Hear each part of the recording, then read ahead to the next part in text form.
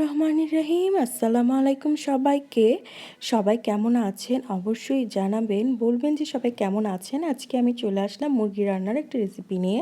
তো মুরগিগুলোকে আগেই আমি ভেজে নিলাম। সো আজকে আপনাদের সাথে ভাবলাম একটু শেয়ার করি। তো এই যে ভেজে নিলাম, আমি আসলে ইউজুয়ালি কখনো ভেজে নিই না, বাট আজকে ভেজে নিলাম।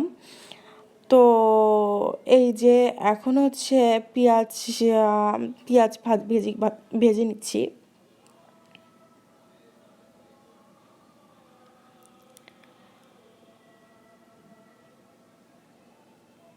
সো মুরগিটা খেতে ভালোই লেগেছিল, টেস্টি হয়েছিল। ভেজে আসলে ইউজুয়ালি খাই না, মানে খুব কম ভাজা হয়।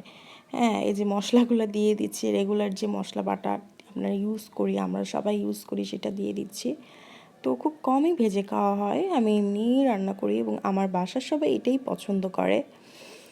তো এই যে মশলা দিয়ে, তারপরে হচ্ছে হলুদের গুঁড়া, শুকনো মরিচের গুঁড়া, তারপরে হচ্ছে গরম মশলা আর কি, তেজপাতা, যে গরম মশলা আছে সব কিছু দিয়ে, যে মুরগি দিয়ে এখন কষায় নিচ্ছি। আসলে এটা তো বলার কিছু নেই, আপনারা জাস্ট দেখেই বুঝতে পারবেন। সো আমার ভিডিওটা দেখবেন।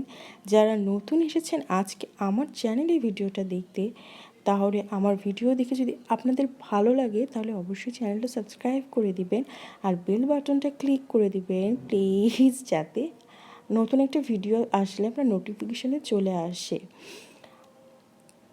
তো এই যে এখন হচ্ছে ঝোলের পানি, টমেটো।